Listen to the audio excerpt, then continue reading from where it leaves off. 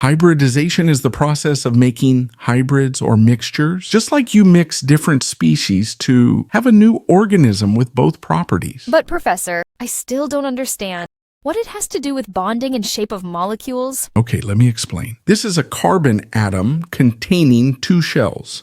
The first shell is the K shell and has only one S subshell containing 2 electrons. The second shell is the L shell, which has one S and one P subshell with 2 electrons each. So the electronic configuration of carbon becomes 1s2, 2s2, and 2p2. To make things easy to understand, let's divide the 2p orbital to 2px, 2py, and 2pz orbitals. According to Hund's rule, 1 electron will move to the 2px and 1 to the 2py orbitals, leaving the 2pz orbital vacant. In order for the carbon atom to undergo hybridization, it must pass through another step. In this step, one of the electrons present in the 2s2 orbital will excite by absorbing some energy.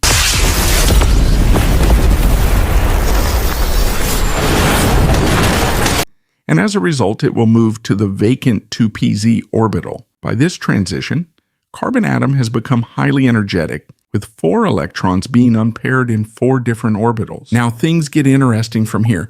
If you look at the shapes and energies of these orbitals, you will see that they are not similar. As we discussed earlier, the shapes of the S and P orbitals are different. But if you pay close attention to the energy diagram, you will notice that they have different energy levels as well, with 2s having less energy than the other 3. This is where the hybridization begins. These orbitals will intermix to form new set of hybrid orbitals, with same shape and energy levels, but different orientation in space. And in this case, it is the sp3 hybridization, which, if you recall, is a result of mixing of 1s and 3p orbitals. When these hybrid orbitals combine, they form this complex structure, which is very confusing. To understand it better, let's shrink the electronic cloud to a ball and stick model. Here, the bond angle becomes 109.5 degrees. And if we attach a hydrogen atom at each terminal, it becomes the simplest organic compound, methane.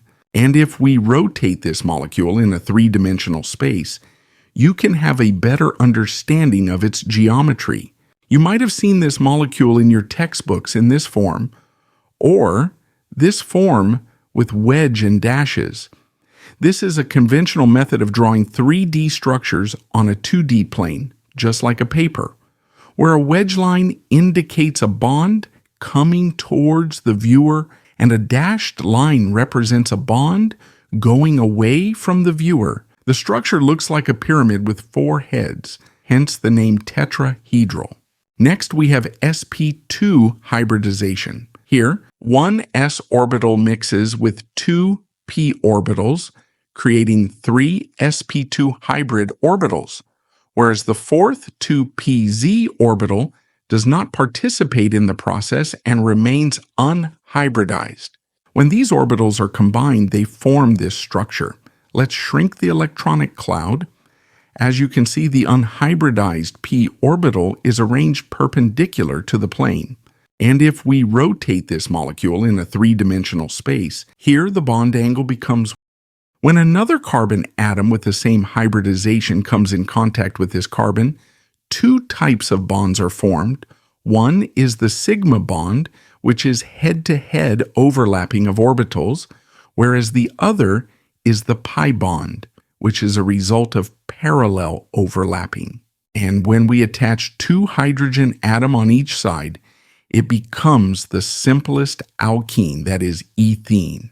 The 3D rotation shows the geometry of this molecule. The pi bond has a more diffused electronic cloud, and the electrons are delocalized in this region. Next, we have sp hybridization. Here, one s orbital mixes with 1 p orbital, creating 2 sp hybrid orbitals, whereas the 2 orbital does not participate in the process and remains unhybridized. When these orbitals are combined, they form this structure.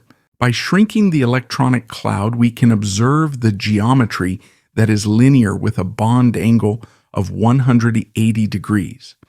As you can see, the unhybridized p orbitals is arranged perpendicular to the plane.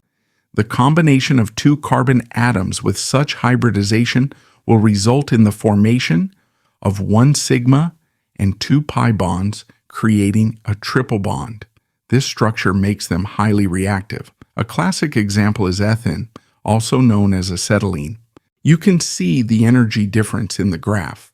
So, to recap, sp3 hybridization, 4 sigma bonds, tetrahedral, 109.5 degrees, sp2 hybridization, 3 sigma bonds, plus 1 pi bond, trigonal planar, 120 degrees, sp hybridization, 2 sigma bonds, plus 2 pi bonds, linear, 180 degrees.